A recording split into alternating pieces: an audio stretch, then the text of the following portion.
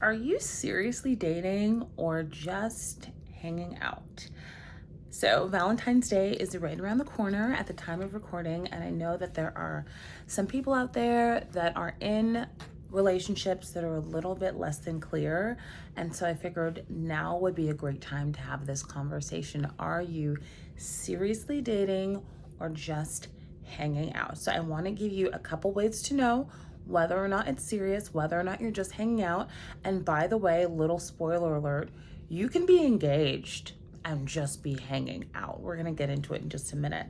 So if you are someone who doesn't want to waste your own time, welcome to my channel. I'm the Glow Up Guru. I help high achieving women negotiate success, power, and love on their own terms. And if that sounds like something you want to do, please make sure that you are subscribed and get on my email list. So let's get into the topic for today. Are you seriously dating or are you just hanging out? I did take a couple notes because I want to make sure I don't forget anything. And so right off the bat, the first tip is to know whether or not you're seriously dating or just hanging out. It's frequency. So what I want you to remember is this: a man will see you as much as he wants to see you, and he will communicate with you as much as he wants to communicate with you. And I want you to let that sink into the bone. I want it to get into like the core of your being. I want you to really internalize this. He will see you as much as he wants to, and he will communicate as much as he wants to. And just in case you're wondering, like, who is this chick? What's her background? I'm a licensed attorney. I started my legal career at Goldman Sachs. I was working 70 to 80-hour weeks, okay, with men that were working, some more, some less than me. So I've been around some of the busiest, some of the wealthiest professionals in my career. And I'm telling you, as someone who has dated very successful men who had a lot of demands, you know, and what's interesting to me is the busiest men that I dated, actually the busiest man that I've dated so far, is the one who had the most time for me. And some of the ones who had way less going on were the ones who, you know, could only text every so often because, you know, they were busy. But all you need to know is, you know, I'm here so that you can be better than me, so you can learn from my mistakes. And just remember what I said. A man will see you as much as he wants to see you, and he will communicate as much as he wants to communicate. So if you are seeing someone once a week, let's just start there, one time a week, what does that mean? Well, most months have about 30 days, okay? And there's about 4 weeks in a month. So that means out of 30 days, you know, some days, some months have 28, some have 31, but out of about 30 days, he sees you 4 times. That means he's not seeing you more often than he is seeing you. So I know for a lot of women, especially if you're not an experienced dater, you might think, wow, we go out once a week. That's really amazing. It means nothing. Nothing. You are casually dating, and I would hope, for the sake of all things, that you are not intimate with someone that you're only seeing once a week. But if you are, I will give you some solutions in a minute, but I just want you to know you are dating casually. And if I cough, I'm just gonna warn you now, I might cough. Okay, I think we're good now. So frequency, once a week, casual. Twice a week, still kind of casual. 3 times a week, it's getting to be a little bit more serious, but he's still not seeing you more often than he is seeing you. And like I said, a man will see you as often as he wants to see you, okay? And I am talking about even if he's making 8 figures a year, even if he's got, you know, deals closing till 1, 2, 3 in the morning, client dinners. Like, I've been with someone, and I was with him at the client dinners, and I'm telling you, he will make time to see you, whether it's after the dinner, whatever. He'll make time if he wants to badly enough. Okay, so until you were at the point where you were seeing each other most days, more often than not, the frequency is one where you're really being integrated into each other's lives. And so rather than living 2 lives, you know, the idea of 2 become 1, your separate lives are kind of one merged life. As long as you both have separate lives, it's pretty casual. And let me just be clear. When you are married, you still need to have your own life, and he still needs to have his own life, because, you probably will drive each other crazy if you don't. But you have a shared life together in addition to having your own things. And if there isn't really a shared, universe, a shared, a relative dies, it's just understood that you're going, or the other one you is going, like you have a shared world. It's not serious. So frequency is the first thing to look at. And one thing that people get caught up with is good morning texts, good afternoon texts. I am not a huge fan of relying on texts, because text messages can be sent to multiple people at the same time. All you have to do is copy paste, send, and in 30, taps, you've texted a bunch of people the same thing. It took maybe 5 minutes, and now there's this perception of like consistency. I've heard that. Like, consistency is just, I would only base it on the frequency that you interact in person. And I get it. Like, some of you are in long distance relationships. I have a girlfriend who got engaged long distance, but guess what? They figured out a way to get, and they were different continents, but frequency. So how often are you seeing him? Not talking on the phone, not texting, and not just like, late night link up. Like, how often are you actually spending time in public, getting to know one another? How much effort is he putting into impressing you in person? What is the frequency of your interaction? So that's test number one. The less frequent, the more likely it is that you're just hanging out.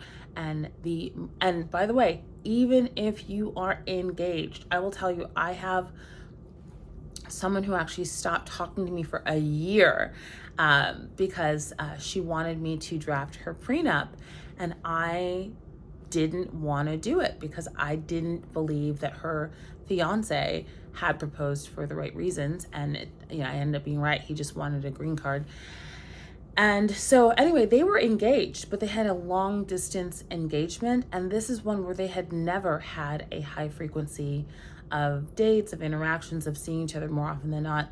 And then kind of out of the blue, he proposed. And then right when he hit that like 2-year mark, he, decided that he wanted to get a divorce after they got married. So not the point. The point is, pay attention to frequency, because that will tell you a lot about how important you are to a man, and frequency of in-person interactions. Number 2, are you seriously dating or are you just hanging out? Number 2 is talk about the future. So when there is discussion of the future, is it a shared future, or is it him talking about his goals? Is he talking about what we are building, what we are going to do together, or is he just letting you know what he's going to do? A man who is serious about you sees you as a integral part of his future, and so discussions about the future will have we, us, our family. Like, the idea is that we are building a reality, a dream together, as opposed to it's his thing and you can come or not come, but it's just his. Number 3, protection.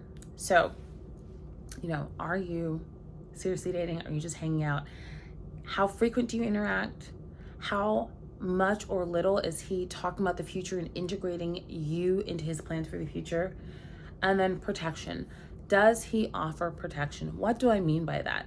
This is one where it really breaks my heart for a lot of women, because it's where they mess up, especially if you are someone who subscribes to the label independent woman. A man who loves you, a man who sees you as the prize, a man who is serious about you, wants to keep you safe. And if you are someone who's used to being hyper independent, the things that a man is doing out of his love for you and desire to protect you and keep you safe will be interpreted as being controlling. And I'm not saying it's not possible for men to be controlling, but what I am saying is, a man who loves you, right? A man who sees you as his wife, as the mother of his children, he's going to want to know where you are. He's going to want to know that you're safe. He's going to want to know who you're with. And it's not about wanting to control you. It's about wanting to preserve his legacy, which includes you. So, I was watching one of those, like, the dating show with the balloons that they pop, and this girl popped the balloon because she was like, oh, I don't, you said that you'd want someone to check in with you, and I don't believe in that.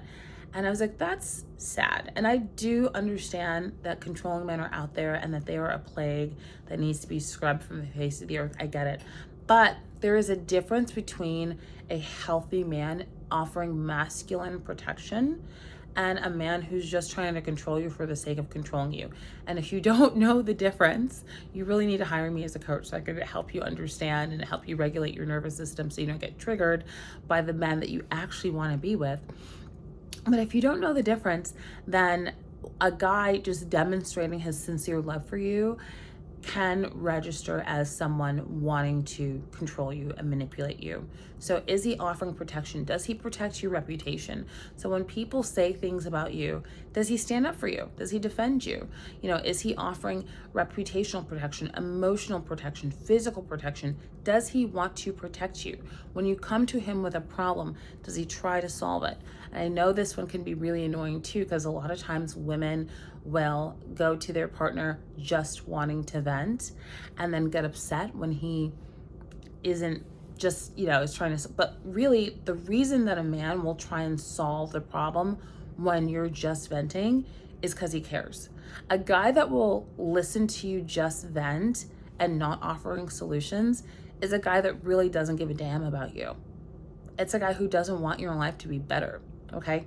So I know for a lot of women, it's like, I just wanted to talk. Okay, talk to a girlfriend, talk to your journal, talk to God, talk to your pets. But if you're dealing with a man who loves you, do not go to him with a problem that you don't want solved. And if you do just want to vent, just know if he cares about you, he's going to try and offer a solution. And when he does, the single worst thing you can do is shut him down.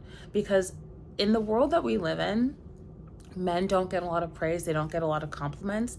And so you can secure a really good position for yourself, a competitive advantage against other women, if you are the woman that he can go to for affirmation, encouragement, support. But if you shut him down when he tries to demonstrate his love for you, it only makes him want to go solve problems somewhere else. And you don't want that. You do not want that. Okay? You want all of his problem-solving abilities focused on you. So don't vent unless you want a solution. And when he offers a solution, you better say thank you, gloss your lips, be sweet, smell good, all the things. Thank him. So let me redo my list. So number 1, frequency. Number 2, talk about the future. Number 3, protection. Number 4, my personal favorite, provision. So if a man is serious about you, if you're not just hanging out, he will provide. He will be your first line of defense. He will be offended when you try to pay for things. He will literally provide. He will, so a lot of women I see on social media talking about securing the bag, getting to the bag. And I think I know what that means. I'm not totally sure, but to me, it misses the mark. A man who has money, as long as he's attracted to you enough, won't really care about giving it to you or buying things for you. It's very easy to just get cash from a man. It's easy. To go to a strip club, if you think I'm wrong, just watch what happens there. It's so easy to get money. But what you want is for a man to want to be your everything, and that's very different than just handing you some cash, sprinkle. Because a guy who just gives you cash can be here today, gone tomorrow. And if he's gone, then you gotta find another one to give you cash. And if that's what you're about, I love it for you. Great. But we're having a conversation about, are you just hanging out or is it serious, right? And so money alone isn't a distinguisher between hanging out or serious, because especially if you only date men with money, it's not a big deal to drop a couple $1,000s on a bag or some shoes or a trip or whatever, especially if they were gonna do it anyway without you. It's not really a flex to just pay for another plane ticket to the place that they were going to go anyway, right? So pay attention to, is this guy just kind of throwing money at me, or is this man really trying to provide, resources, structure, a world in which you don't really have problems. Like, he has problems. You have former problems. Like, they were a problem, but then they became his problem, and then you don't have any problems. That's what I mean by providing. So it's not just throwing cash at you. Like, he's really trying to solve all your problems. And then profess. This one is also kind of tricky too. So by profess, and I'll admit, these last three are from Steve Harvey's Act Like a Lady, Think Like a Man. The book came out in like 2009, but I've added my own unique spin to them because, I am a woman and I've been outside, honey. So profess. So professing to me, and well, in the book, he just means, do you have a title? And that does matter because men are territorial, right? Like, literally, when you get married, like, legally, you have the option of taking his last name. The idea of Mrs., it's MR, possessive S, Misters, like property. So men are territorial. They want to make it clear to other men that you are off limits if they're serious about you, big if. But the only title that really, truly matters is wife. All of the other titles are just kind of imaginary. So like a girlfriend, that's not a real thing. And what I mean by it's not a real thing is like, what do you have to do to make someone go from being your girlfriend to not being your girlfriend? Like, there's not a really clear answer, right? Like, you just tell them, you text, you decide. Like, what legally, there's no such thing as a girlfriend. Like, in religion, there's no such thing as a girlfriend. Like, a girlfriend is just like a made up status. It's like a very polite way of saying, this woman has agreed to give me access to her body without calling her a slut. That's all it is. So if you are okay with being a girlfriend, that's fine. I love it for you, but just see it for what it is. It's imaginary, and you can very quickly go from being a girlfriend to not being a girlfriend. All he's got to do is meet someone he likes a little bit more, and you will, just like that, be an ex-girlfriend. Okay, so a fiance, same deal. Like, you can be a fiance today and a nobody tomorrow. Like, all he's got to do is meet someone he likes a little bit more, call off the wedding, no problem. Even if he put what I like to refer to as a shut up ring on your finger, and a shut up ring is a ring that you were given when being granted the title of fiance, but it's never accompanied by a wedding date. Okay, so if you got a ring and you're a fiance, but you have no wedding date, you're basically a girlfriend or you're single, and that ring is a shut up ring. Okay, so if you are anything other than a wife or a fiance with a wedding date, and by a date I mean deposits down, invites are in the mail, all you kind of got to do at this point is show up, you're probably just hanging out. I'm just saying. Unless all those other things are in place. He's, seeing you often. He's talking about the future, building one together with you. He's protecting you. He's providing for you. He's doing all the things to make it really clear that he's super serious, that no other woman has the place in his heart and his soul that you have. And he wants the whole world to know about it, which is what a wedding is. It's letting the whole world know. And so for those of you who have bought into the whole, it's just a piece of paper, I just want to tell you in no uncertain terms, that is a lie. And it's a lie that men tell to not tell you to your face that they're not that interested in you. Because any man, I don't care how much of a playboy he is, I don't care. Any man will get married if he finds someone he wants badly enough. Big if. And so if you're hearing all these things like it's just a piece of paper, it means he doesn't like you, but he doesn't want to tell you. And why would a man not want to tell you? Because you are good enough for now. And if he told you the truth, you would, exit stage left. So he's using you as a placeholder to hold the place of the woman he wants until she shows up. That little tip was free. So let me make sure I got through all my notes. I'll save the rest for another video because this is kind of long. So if you like these tips, I have a course called Luxury Love, and I'll leave a link in the description box.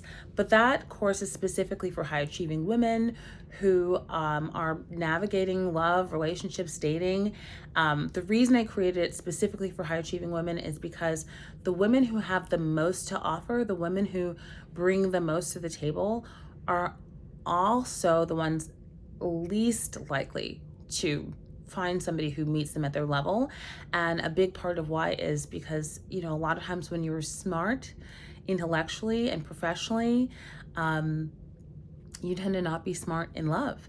And it's not about not having the, you know, ability to be a good dater. It's about not having the knowledge that's required to develop the skill of being a good dater. Dating is a skill. And if you really want to do it well, one of the things that you should be doing is dating multiple men at the same time. And when I say date, I am not talking about being intimate. I'm literally talking about going places in public and getting to know each other better. And there's so many reasons for that. I'll make another video about it. But yes, you should be seeing multiple people at the same time, non-physically. The big reason why is because it makes it easier for you to relax, pay attention to these things like frequency, rather than shifting into your chasing energy where you're constantly texting, constantly obsessing about why you haven't heard from him, constantly doing things that will ultimately make you seem desperate and stop him from doing the masculine alpha thing, which is chasing you and feeling like he's won a prize, which is, you know, what gets a man to commit. So if you like these tips, make sure that you are following, subscribed, depending on what platform you're seeing this on. And if you are someone who is tired of having embarrassing experiences in love and dating, then get my course, Luxury Love. It will hold your hand, walk you through the things, and it's not that long. And there's a module that I added in 2025 on cheaters. So if you're wondering, like, how do I avoid a cheater? I got you. I got you. It's actually not as complicated as you'd think. It's pretty easy to tell who's going to be a cheater and who's not. And so I break it all down for you so you don't even have to worry about it. So you can just get out there and be beautiful and juicy and delicious and on your worst behavior and have the best time. So thank you so much for watching. Make sure you're subscribed. And if you have a gorgeous friend who, you know, wants 2025 to be the year that she has a ball dating deliciously, then send her this video so that she can make sure that she's not wasting time on guys that just want to hang out. Bye. And now I've got to figure out how to end the video.